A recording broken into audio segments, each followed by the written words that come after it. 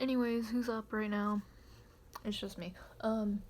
So here are basically all the albums I listened to in 2020, and I'm gonna start off with the really good ones because like people don't watch past like 3 minutes of my videos. So I didn't rank them. I did not have the energy, but okay, let's start with something. I really liked Nectar by Joji, like, typical, whatever. And my favorite track was Mr. Hollywood, and it was one of my favorite songs of 2020. I talked about it in that video, so I'm not really going to talk about it again. I love the simplicity and the emotion behind the song. That's really it. You should listen to it. Um, I really like it. It was a really good album.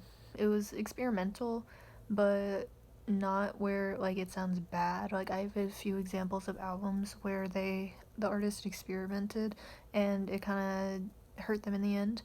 But I feel like since Joji has like embarked on the musical scene and he already released an album and he furthered himself from his YouTube persona, that he can start being weirder in his music, if that makes sense. Like I didn't watch the extravaganza, the live performance he did, but definitely like the trailers I saw, it was kind of weird. And I know with Ballads 1 he did do like a few like out of like pocket things, I don't know, like Test Drive the music video, Can't Get Over You the music video, like the Slow Dancing in the Dark music video was kind of weird too, but like I feel like he's sort of translating that into his music, if that makes sense. Really the only song I'm talking about is like TikTok, but he's definitely experimenting more and he's definitely more comfortable in the music scene. Because they know he can make serious music. Um, and I really like the cover Daylight, Sanctuary, Pretty Boy, Afterthought. Daylight, Sanctuary, Pretty Boy, Afterthought, 777. Those are really good ones. Like You Do does get me crying all the time. And it's definitely just like kind of like listen in the middle of the night and let it hit type of album. Um, yeah. God, my head hurts. Let's move on. After Hours by The Weeknd. My favorite track is Save Your Tears because of, well, first off, it's not like a sad song, but it definitely, I don't know, it's definitely like more like melancholy, I suppose. I don't know. Um, there's just something about it. Like there's a certain familiarity to it. Like it feels like a memory I've never had. And it gives such vivid imagery, if that makes sense. Like I listen to it and I'm literally like in a club at 4 a.m. Like it just puts me there. It's just like it does feel like you're at a party at 4 a.m. and everything's dying down and you're getting really emotional. It's like the tipping point of the night, if that makes sense. And there's like a certain sorrow to the song because you can hear the remorse in his voice because he's talking about his ex. Um, and I'm a real sucker for emotional songs. I loved this song. Um, and well, whole album, I loved the era and the aesthetic brought into it, and the visuals were beautiful. The live performances were also really beautiful. Um, Specifically the visuals, Snow Child, the video is so beautiful because it's like, well, I know that this, I'm pretty sure it's a black owned animation studio animated it in the style of an anime, and it like symbolized his life, and it was beautiful and I almost cried watching it. So I would, Snow Child, the music video, I would watch that. It should have gotten a Grammy nom. He was literally robbed. Blinding Lights has stayed on the like charts for the past year. It is such a big song and it did not get a single Grammy nomination. And also the Grammys are kind of racist, not even gonna lie, because I'm pretty sure The Weeknd had an album nominated or some, I don't actually know. It's one of the awards things. They're all probably racist. Like I'm not even gonna lie, but he definitely, I think he got nominated for a Grammy and like the like, I don't actually know the Grammy categories. It's like urban Grammy. I don't actually know if that's a thing, but it was definitely like, or like an R&B thing, and he's definitely a pop artist. So that's what people were saying. Anyways, but this album, there's like a whole layer of vulnerability to it, if that makes sense. He's definitely summarizing his life, and it just like feels really different, especially from Starboy, because Starboy was really glamorized, if that makes sense, like party party party, whatever, trying to make like his life seem more glamorized than it is. And this album, it just feels really kind of feels lonely. And aside from all the upbeat singles, there's really no upbeat songs on the album. It's really kind of sad, because I do think he's like talking about his life more. You can see my nose ring through my nose. Oops. Um, it's just, it's a self-reflective album, I would say. And going along with the title like of the album, After Hours, it definitely feels like a post-party vibe, if that makes sense. It like the whole facade of a party has been taken down, like it's coming to an end, and like it's that point of stripped back vulnerability where the party's over, like you have nothing to prove to anyone, and it's just like that moment of self-reflection, if that makes sense. um Another good album, I have notes on my computer and I'm just reading through them. um Elated by B Miller, it's an EP. Self Crucify was one of my favorite tracks. I listened to the first time I listened to it was in Spanish class, and I had to replay it to think about it. Um, it's also on my top 10 songs of 2020, so I would watch that video for me to hear me gush about it. It's just really sad, but I really like this EP. It sounds like B has developed her musical sound so much from her last album, Aurora. They don't even sound remotely similar. I can't even compare them, and she's gone through so much development, like in vocal development, since her first debut album, Not an Apology, and it's beautiful. She's 21 now. um it's been like 5 years since she's debuted, really. um Her vocals are stunning, and I do feel elated listening to this, and I really wish it was a full album because the sounds are just so pretty. Like the music's amazing, and I would have loved to hear a full album of this style. She is experimenting. I feel like 2020, all the like a bunch of the music that came out was very experimental, especially with like the year. I mean, like 2020, because lockdown and shit. Like are musicians especially are just experimenting with their sound, and like you know Um, but Hallelujah, Forever's a Lie, I Never Want to Die, Wisdom Teeth, those are my like favorite upbeat ones, and there's no like overarching theme or vibe to it, but I think all the songs really fit together, and it's really just like it has to do with it just like it sounds like the theme is growing up, if that makes sense. Like yeah, like growing up and learning and dealing with the transition into adulthood. That's what I think this kind of sounds like. Da, da, da, da, da, da. Um, Good News by Megan Thee Stallion. I love Megan. I love her so much. My favorite track, one of my favorites, is Shots Fired. It was the opener. And I feel like it was probably the best way to open the album, because basically, like, the message of the song is I'm here and you're not getting rid of me. It's about her getting shot. And also, I'm really sad that her getting shot was kind of pushed aside, because like she got shot, the news came out, and then it was just kind of pushed aside because WAP released, right? So she just got straight into promo of that song. So it never really got acknowledged. And also it got like memed a lot, which is sad. Like the shooting.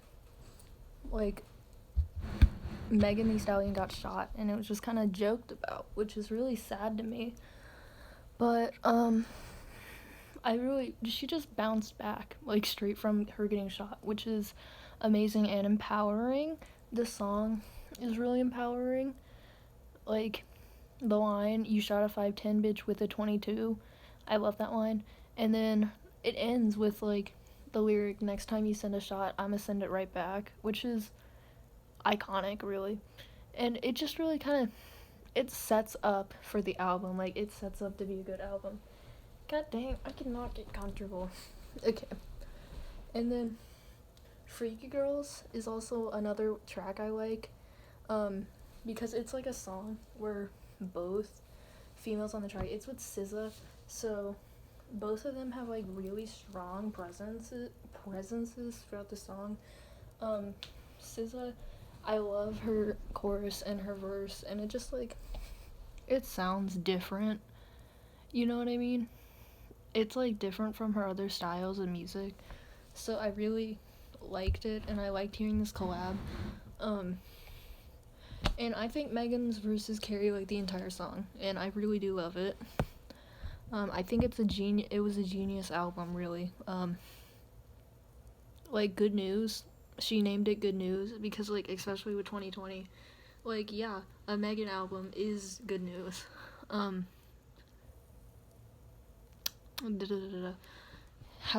Okay, yeah. The references, like the modern references especially, okay, listen.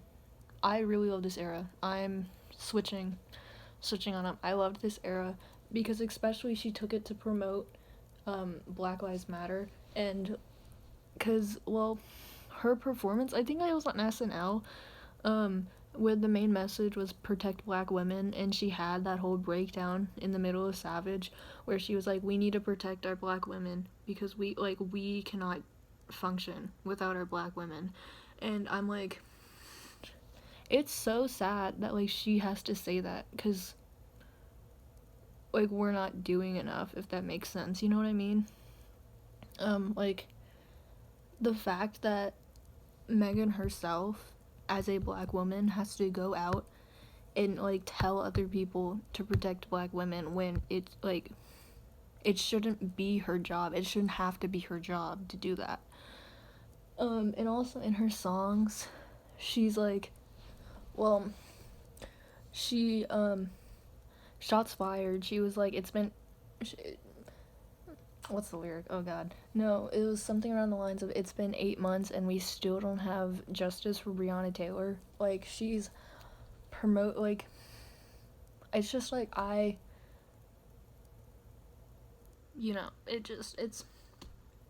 it's so like, I can't even explain this. Like, never mind. I don't know how to explain this. Like,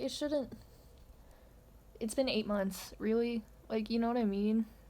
It's just, ugh, I can't get into that. But then other references, she's like, let me put my mask on, and definitely, and I think it was Sugar Baby.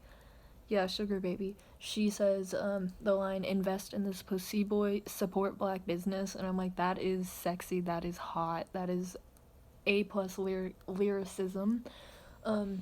And also, like, in Nicki Minaj's remix of Whole Lotta Choppas, when she's like, I told him Black Lives Matter, I'm a riot, like, that stuff. Definitely, it's just, like, integrating into music. But it's like, I can't get into this. It's not a political issue, it's a human rights issue. It's just like, I don't know how to explain it. I can't explain it. I'm just gonna move on. My head hurts just thinking about this. She's trying new rap styles, she's trying new music styles especially, and I respect her, and I think it paid off in this album. And it just sounds like she had a bunch of fun making this album, and I love it. A lot of her songs sound the same though, but not in this album really, because I think she's tried different styles out. But on some of her feature tracks, she kind of lets the men dominate them, like in Crybaby and Intercourse. She just kind of like steps aside. She let the baby, I can't pronounce that right, but she let him take over like the first minute and a half of Crybaby, and I don't know, it's just like one of her iconic songs, and she just like let him in carry it. Um, but I think that this is one of her best works, if we're being honest. And I'd love to hear more things like this.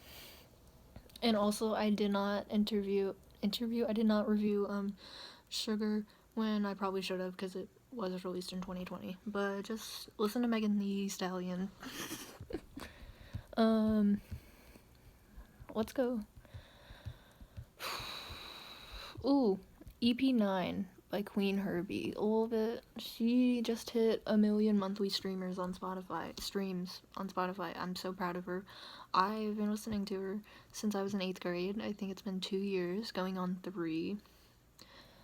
And it's honestly nice to hear getting picked up. Sugar Daddy is that's on a different EP. Wait.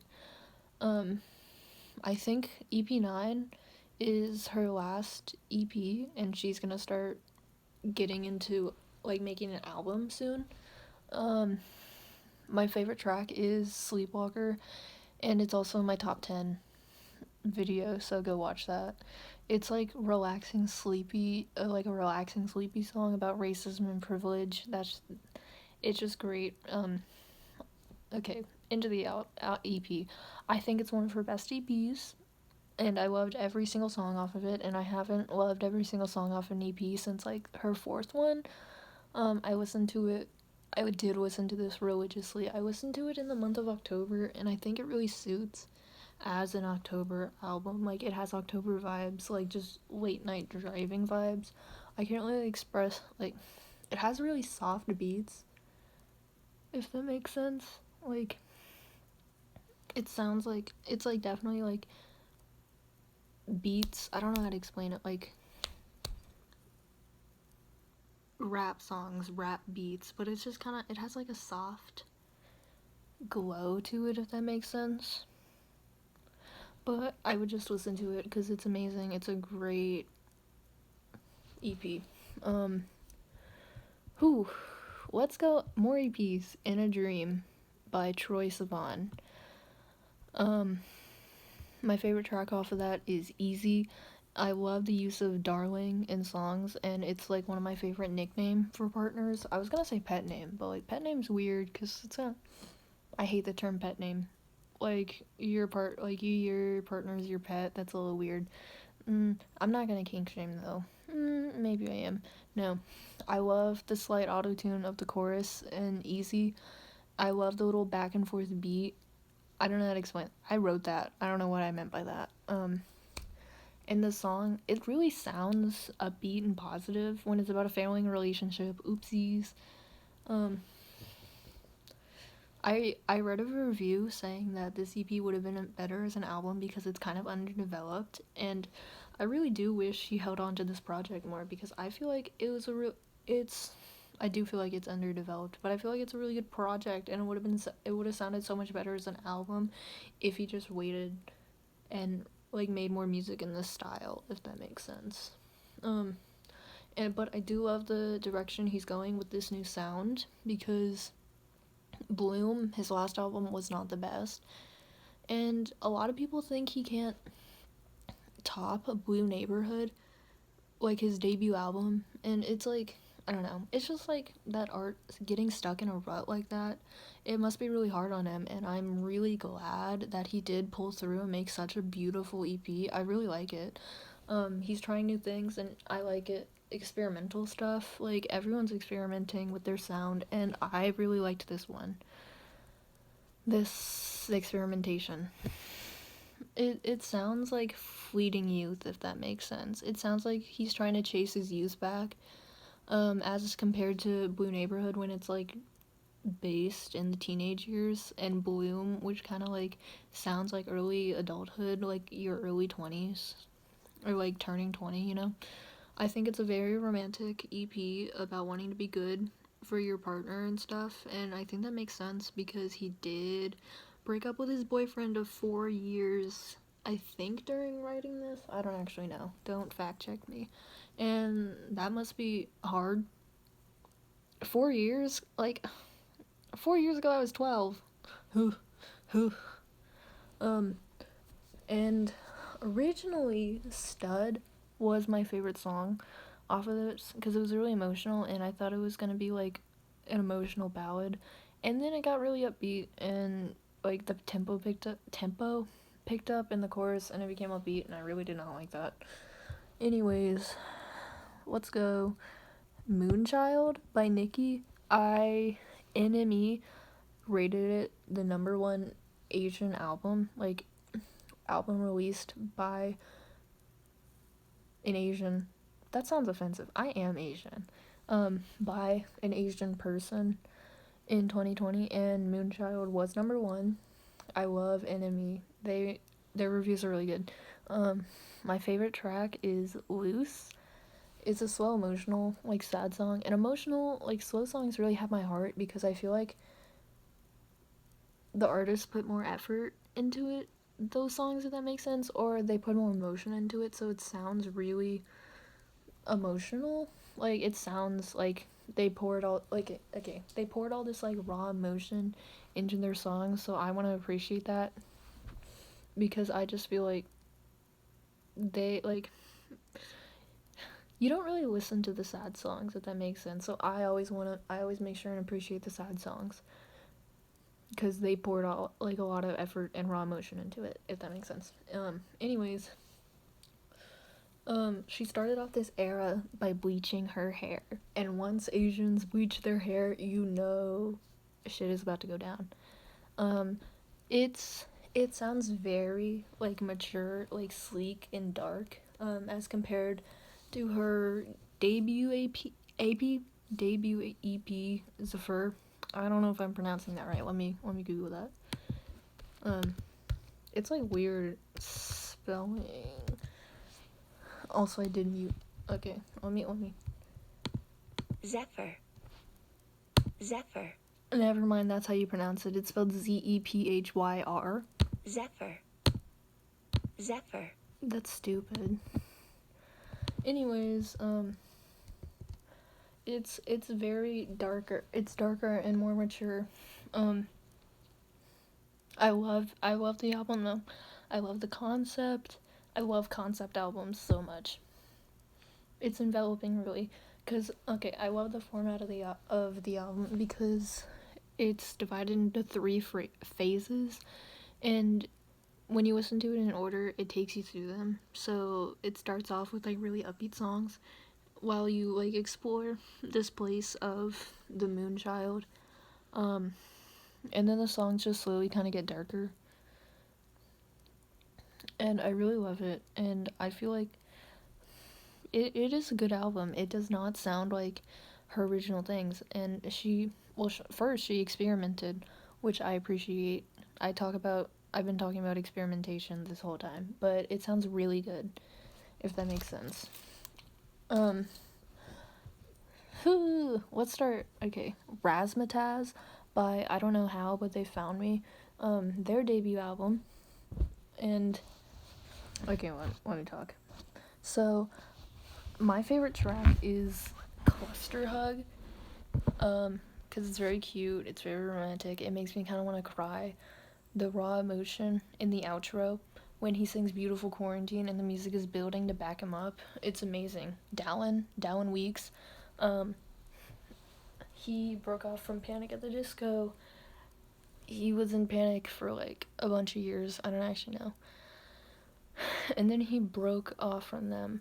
And I'm really glad he's still making music because his writing style and his music style is just amazing. I think he helped with Too Weird to Live, Too Rare to Die. And that was my favorite Panic album when I listened to them, but don't listen to them anymore because Brendan Urie is a piece of shit. This album has like weird 50s nostalgic vibes. It feels like you're taking a stroll at like through a park at night after a date. It's really beautiful. It's very cute, and I really like Dallin's music, and I appreciate him making music post Panic. But his voice sounds so fake, if that makes sense. Like I've never heard a voice before like his, so you kind of have to get used to it. But definitely, if you want like a romantic, cutesy album to listen to, I think Razzmatazz is very cute and it's very warm and enveloping. Now I'm just going all over the place. Calm by 5 Seconds of Summer is a good one. I should have mentioned this sooner. My favorite track is probably No Shame because it's a song about fame, and I love songs analyzing fame in Hollywood. And it like fame and like Hollywood in its entirety because show business is so glamorized. Everyone wants to be famous. Like everyone wants to get famous. That's the goal in life. But I think it stems from not wanting to be forgotten. I don't want to get like existential though. Like I would love to be famous. No, I wouldn't. Like everyone would love to be famous, but they don't. But fame is so harmful. Like everyone wants to be famous and everyone wants that title, but no one wants the pain that comes with it. And yeah, this song's kind of about that, I guess, I suppose. Anyways, this album is really giving like banger after banger, like No Shame, Old Me, Easier, Wildflower, Not in the Same Way, Thin White Lines. Beautiful, beautiful songs. Best Years and High, two sad songs. I love sad songs, you know that. They're two emotional songs and they grab my heart. And High off this album was my third most listened to song of 2020 according to my Spotify Wrapped because I listened to it when I was sleeping. And it's definitely a poppy album, and I really like how the band kind of shaped and developed like their music style as they got older because they weren't always going to be this pop punk teenage band, and I appreciate them still making music and their efforts to change their style. And I really like listening to their music develop, and I want to hear another album. I want to just see where they're gonna go because I think it's very interesting. It's very. I love their style. Anyways, we're getting into the like, kind of albums and whatever. Well, maybe I should talk about Folklore by Taylor Swift because I don't know, someone's gonna kick me. Folklore, very, very good album. I really like it. My favorite track is Cardigan and like Call Me Basic, but because it was a single, but I mean it was a single for a reason. They really pick out the best, like the flashiest songs to make singles, and I really like it. It's really romantic and like emotional. The imagery of the song, I love the line when you are young they assume you know nothing, cause yeah, I don't know. I like how in certain parts of the song it sounds like there's background chatter because I think it adds to the song. But I think Folklore is debatably one of her best albums, one of her best works because it showcases her vocal ability and her writing ability, and it's much more like the music's much more toned down, and it's very like a simple album, so it really has the chance to like showcase her other abilities. As compared to Lover, I think Lover was a really she did what she thought people wanted. It was really poppy. It was full of singles, like upbeat songs, you know. So I appreciate that she got to do what she wanted with this album. My head hurts so much. I was talking to someone about this album. No, I already mentioned that. It has like really relaxing, calm vibes. I listen to it while I sleep, and I think it does deserve its Grammy nominations. I know a lot of other people don't like it, but I really like it.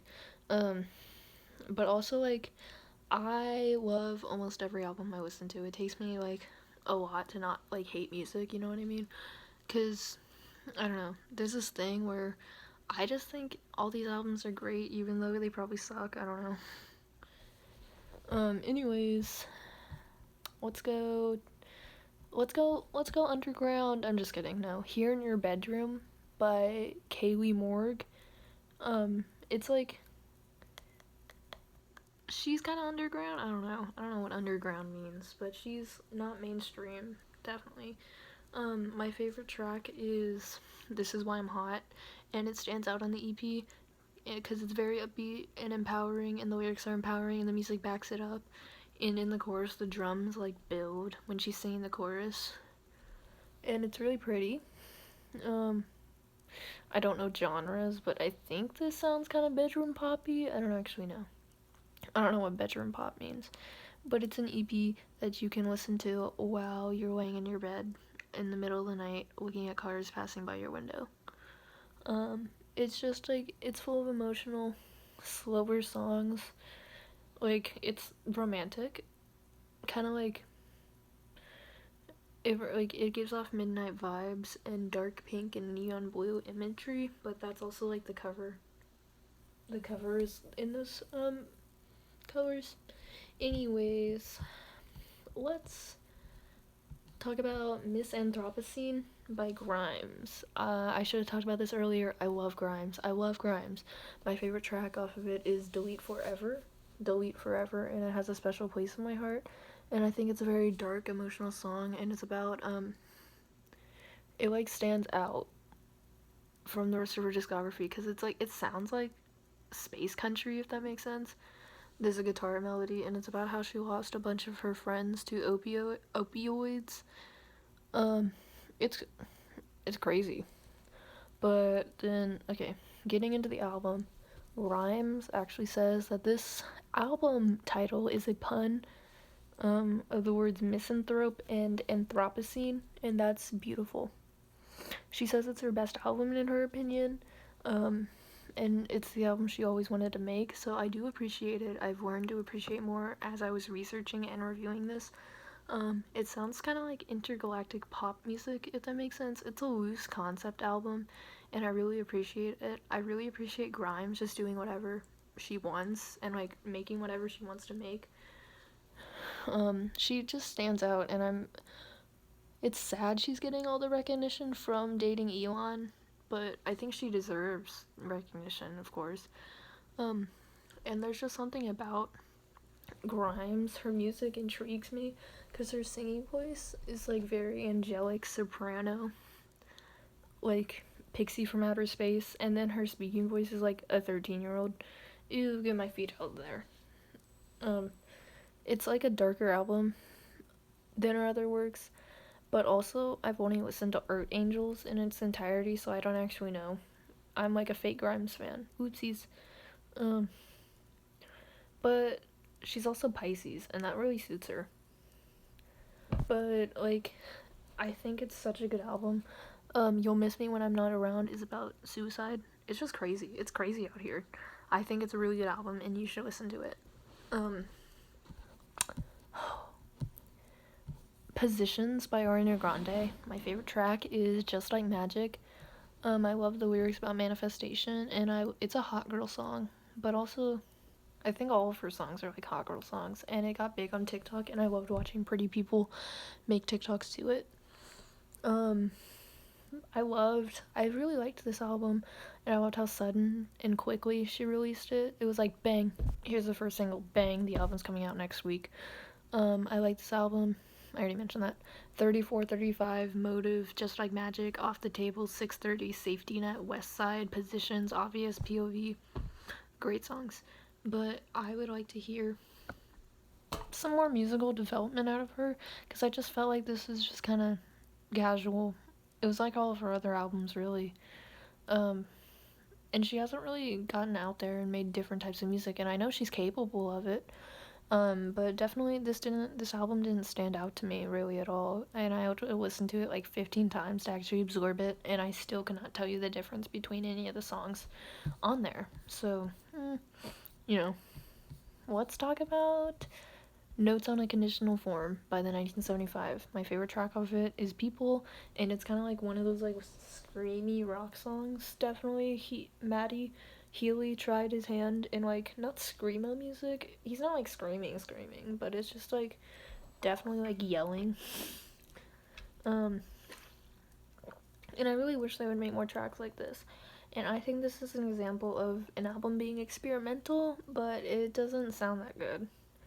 Like, they kind of experimented too hard, if that makes sense. And it's kind of hard to remember because there's no distinct style to it. And, like, there's just, like, it's just music.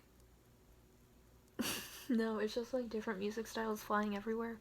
And I feel like their other albums really stick because they have a certain vibe to it. If that makes sense. And so this is probably my least favorite album of theirs, but I did like in the song Nothing Revealed, Everything Denied, how he just says, I never fucked in a car, I was lying. And that was in reference to Love It If We Made It off of his past album, the last album, that where the opening line is, we're fucking in a car shooting heroin. I love the references. But I just don't really like it, and it's kind of like forgettable. I didn't really listen to it at all. And it like sucks because the 1975 is one of my favorite bands. Anyways, oh my god, I listened to so much music this year. Everything Means Nothing by blackbear. My favorite track is Why Are Girls, because it's about girls like fucking blackbear over. But I really liked the line, why are girls so beautiful? Because, you know, why are they? It's different from his past albums. It's definitely more like just pop mainstream music instead of rap. I don't know, yeah. Like, it's definitely different from Cybersex. And I didn't pick up on it till I read a review, but it's about self-pity. He's blaming girls for his, like, shortcomings, which I'm like, that kind of, I don't like that. I don't like that. And so, like, now I kind of, like, respect this album less. So, I don't know. I think it's a good album, but it's about self-pity. It's like he's self-pitying himself in every single song, and I'm like, ooh, like, women aren't the reason why you're fucked up, blackbear. He also has a kid now. That's crazy. But I did like it. It's another example of I just like music. So, I don't know. Maybe I should put this. I'll, like, listen to it if you want. Let's go. Puke Tapes by Payday. There's 2 volumes, volume 1 and volume 2, the Puke Tapes. She also recently released a new album, but I did not have the capacity to listen to it, so I did not. My favorite song off of the first EP is called Disneyland, and it's a romantic slow song, but it's not that slow. It's just like a gushy song. And Payday's just gushing about her partner, and I think that's beautiful. Annika loves that song, and I love Annika. Party is my other favorite off of the second EP, and I don't know if Payday is bisexual, but I consider it a bisexual anthem because she's talking about boys and girls. She's like, well, one, the lyric is, I think I broke his heart, his little Comme des Garçons. I don't speak French, but, she talks about boys there, and she's like, I only fuck with Shawty because she listened to my songs, and I love that. I love the vibes, and Payday's like a smaller artist, so I would recommend listening to her. And she balances well between the amount of upbeat songs and slower songs, and I think these are just little 4-song EPs, so it's hard to pick up a vibe from them. My voice is going out, but I just feel like more people should listen to her. And it doesn't really have an overarching theme, but you know, they're short songs. It was like 16 minutes each. You can listen to it. EP8 by Queen Herbie. I gotta finish this. My voice is like dying. My favorite song is Self-Aware by featuring Durand Bernard. It's a healthy mix between singing and rapping, and it's very empowering. And the main line is, I'm amazing, bitch, and you know it. And the vocals and harmonizing on it, it's amazing. And I really like the aesthetic of the cover, and Sugar Daddy's like popping off. But other than that, I really did not like this EP. That's it. I'm done talking about it. Good news. We already talked about that. We talked Kid Crow by Conan Gray.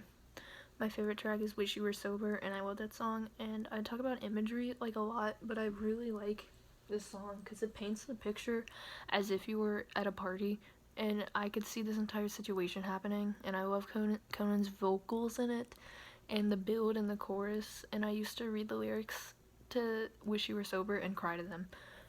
But, I don't know, I was just in my feels in March, apparently. It's a sweet album. Really sweet. It's like a comfort album, because it makes people feel safe.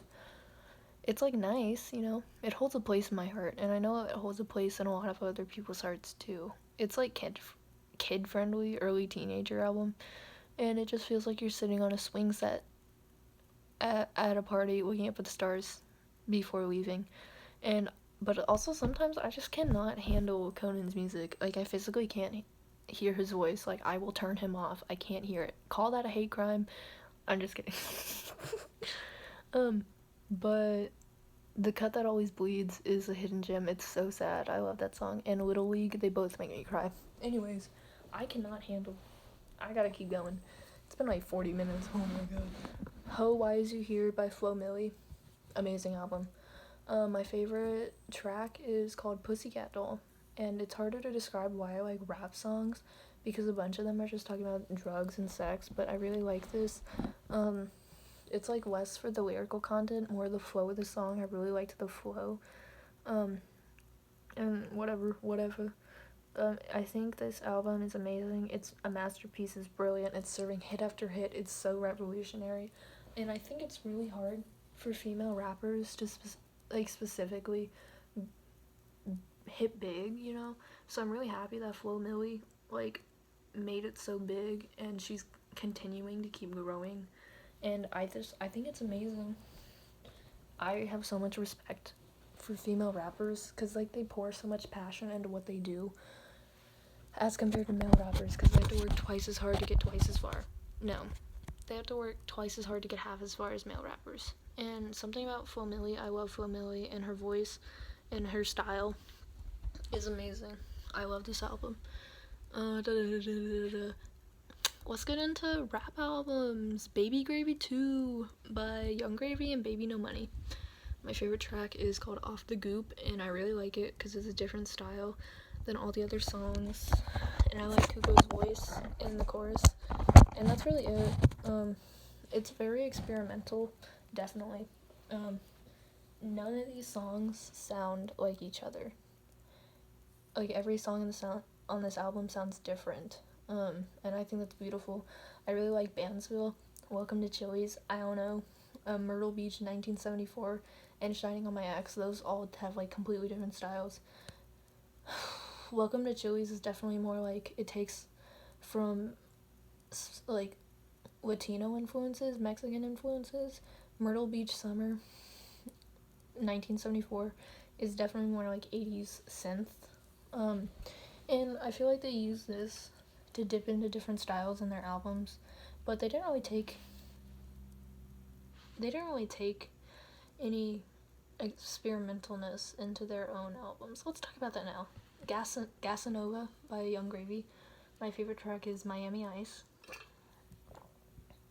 I really like the scruff of his voice in the chorus when he hits the last words, like when he's like wildin', island, smilin'. I can't mimic it. He's like wildin'.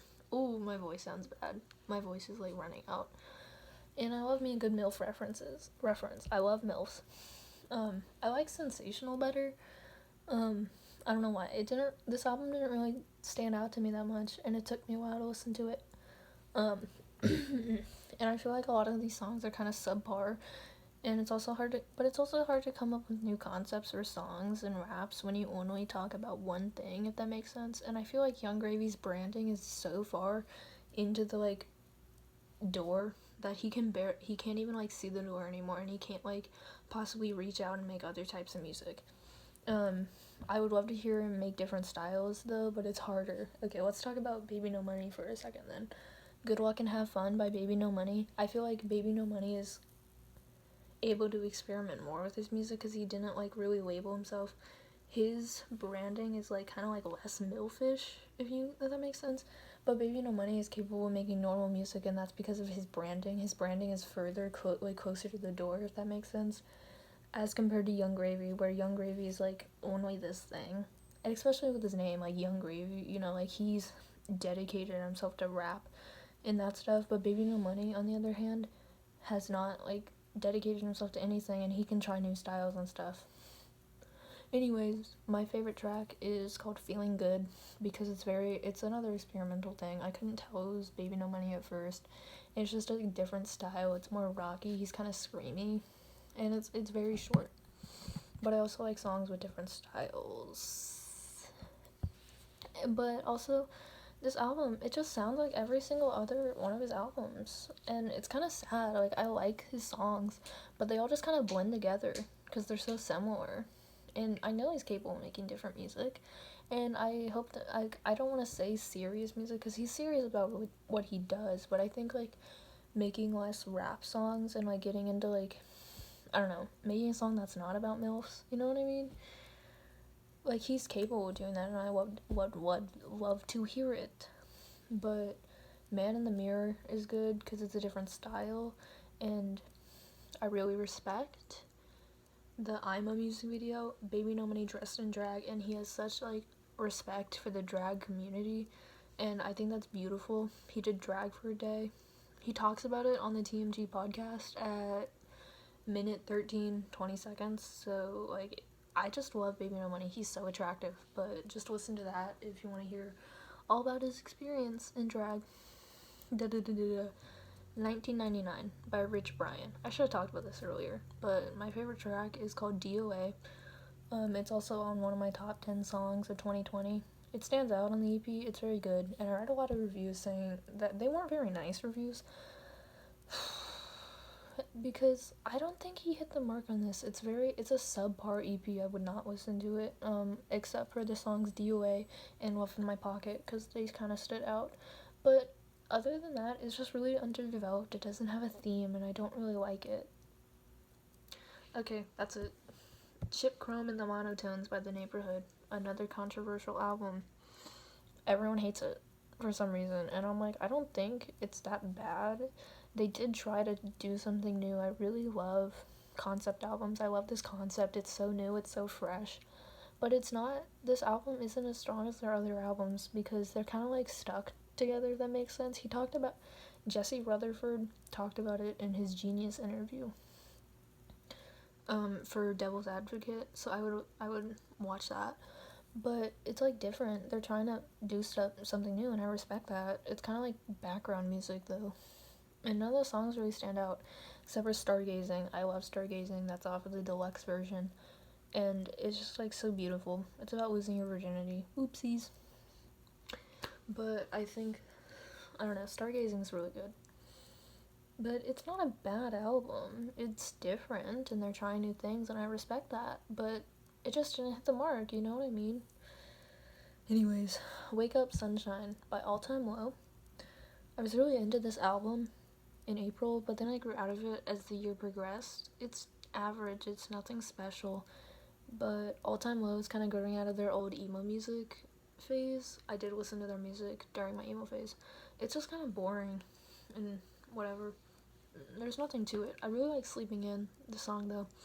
And it's weird because it's like vividly about sex and the lyrics are explicit, but it just doesn't feel like that's what it's about. Like, and also Alex mentions listening to Britney, and that's iconic. Like, listening to Britney, like, while you're having sex, like, that is iconic. I'm not even gonna lie. But I don't know. I want to listen to it. It's not really my thing, but also my music style has progressed to more like, I don't know. I listened to 100 Gex like once, and now my music taste can't go back. Plastic Hearts by Miley Cyrus. Oops. My favorite track is Angels Like You. It's very emotional. It's very raw. It's on my simping playlist. Don't tell anyone I have one. But it's really cute. I don't know. It's really wholesome. I cry to it a lot. I think it's really sad. And I really like Plastic Hearts, the entire album. It's different. It's a new style. And I don't know if, like, it's really good. I just love it. I love all the songs. She's kind of like rebranded, but she still has her like raspy like country voice, so it's kind of hard. And I did not know it was like supposed to be like a rock R&B album. It's like a pop album, and I love the album cover and I love the vibes. It's like different. It's different. I love it. And I really think it sticks out. as an album. Oh my god, we are at the 50-minute mark, and now I gotta talk about Nightmare Vacation by Rico Nasty. And my favorite track off of it is called Pussy Poppin'. And it's like a hit or miss song. It's kind of annoying, I'm not even gonna lie. The beat's really repetitive, and it's kind of blaring, but I do like it. It's not really rap, but she's just talking.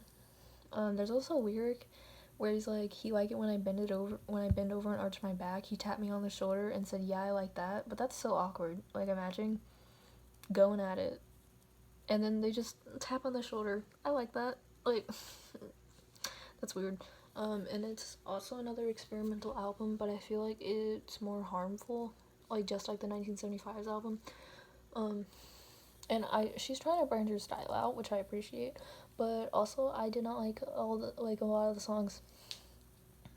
She definitely has better works than this, and this sexist SoundCloud rapper who goes to my school said the only female rapper he respects is Rico because she tries new things, and I think that's hilarious. Like, listen to Rico Nasty because the sexist SoundCloud rapper was like, I respect her. Da da da da. Anyways, that's really like all the albums I listened to over 2020. The thing I wrote up was 8 pages long. Sorry if I rushed it, because this video is like 50 minutes. And also, I'm so afraid my phone's just gonna like shut off and be like, you're out of storage. I'm gonna upload this now.